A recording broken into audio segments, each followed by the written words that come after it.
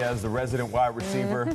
You know, Eli, he's a Hall of Famer. Kirk Cousins just getting started. Carson Wentz is at the beginning of his Oregon Trail. But I'm going to go with Dak Prescott. I like the young talent of Dak. And it's more about the pieces surrounding him than it is Dak Prescott. I know you're asking me what quarterback, but if you had to say, Nate, you're in your prime, what team would you want to play for?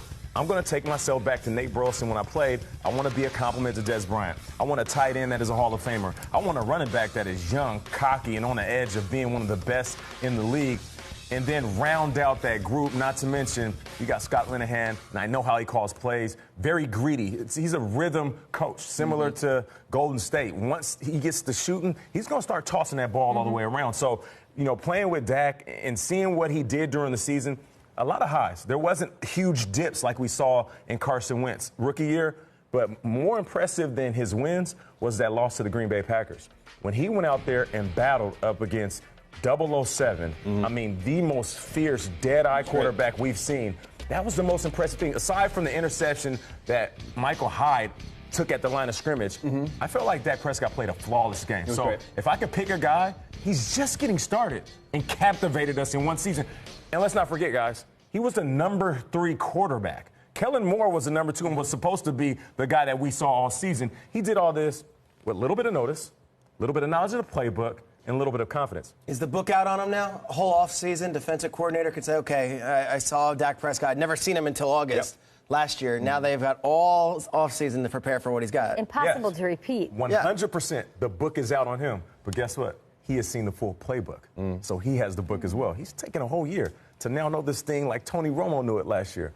This is going to be a great year for Dak. So that's the quarterback in this division that you would play with. It was a captivating storyline all year long last year. What's the storyline that intrigues you most of these? Yeah, this Kirk Cousins stuff, Kay. Like, it's going on again. Last year, we sat in this very seat and said, well, is he going to get a long-term deal? They franchised him. That's so rare for a quarterback. Well, here we are again. Same exact situation. He was franchise tagged again this offseason.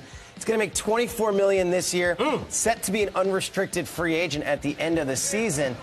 That said, they could also franchise him again next year and pay him $35 million next year. So I don't think that's likely. But July 15th is the date. And there's a lot of different things in place here because, one, we now finally have a person appointed in Doug Williams that he's going to be the guy who's going to be running our front office. I don't think that's a good look for Kirk Cousins because they didn't hire someone from the outside to say, okay, fresh face, let's just get this thing started. He's already been there for all There's already been a guy who's been here the whole entire time with all his staff, and they're looking at the same exact numbers, having the same exact conversations. If you were to say Doug Williams is coming in as a new GM from another team, he's going to hire his own salary cap, and there's a new president, let's start anew. No, I think this is going to drag out for a while here.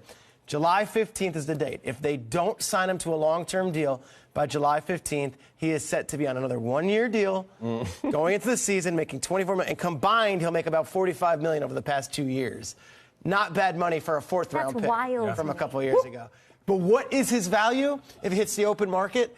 I have to think San Francisco's interested. I have to think Cleveland would be interested. And then you're talking like $20, $21, $22 million.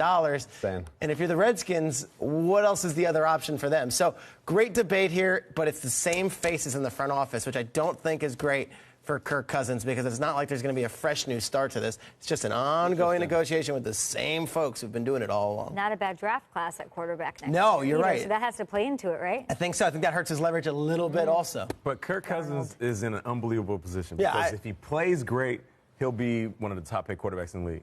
If he plays all right, he'll be in the top 15 paid. If he plays terrible, he'll be a backup and make $5 million in this league. And he's already got $45 million in the bank from 2 seasons. Good to be Kirk Cousins. One-year deal. I'm just saying. Crazy. So we talked Dak. We talked Cousins. I have a feeling I know who you want to talk about.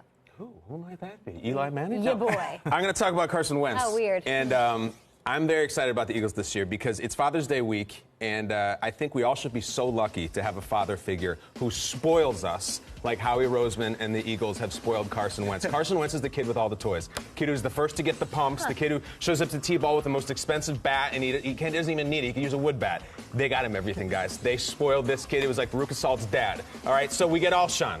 First of all, this is like getting your 3-year-old Power Wheels, that Jeep. It costs like $1,000 or something like that. Such an unnecessary toy, but we got it anyway. He never drives No, it. never. He grows out. And by the way, you use it for about 1 year, kind of like Alshon. The kid's like, wow, Dad, this is really expensive. Never too much for you, son. There's no price. And then we're going to go out and we're going to get you a giant 70-inch TV. It's like, Dad, I don't even watch TV. I'm a cord cutter. No, Torrey Smith. We're going to put it in your room right over your day bed, a 70-inch TV. Keep on coming. What's next? We got to get you a car.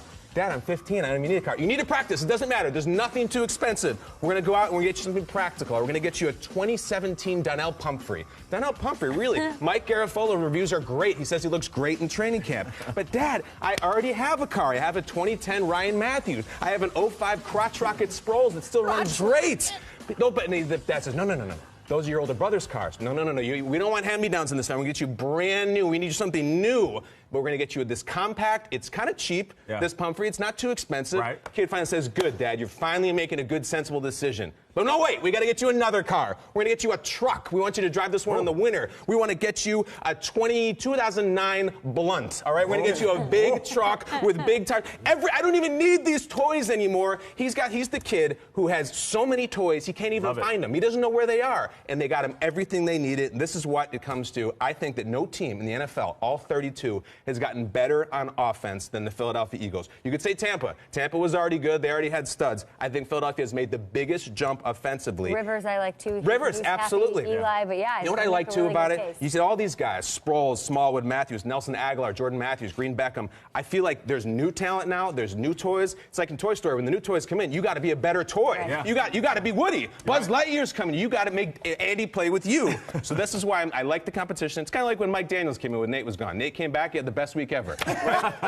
And this is what I'll say finally, Kay. Yes. I think if you're looking for a last place team from last year to get a wild card all across the NFL, it is your Philadelphia Eagles. Wow. I love them. The Giants are great. Look for a wild card from the Eagles this year. A lot of new toys. So we got a Woody mention, a Veruca Salt mention, and a hot take wild card mention. All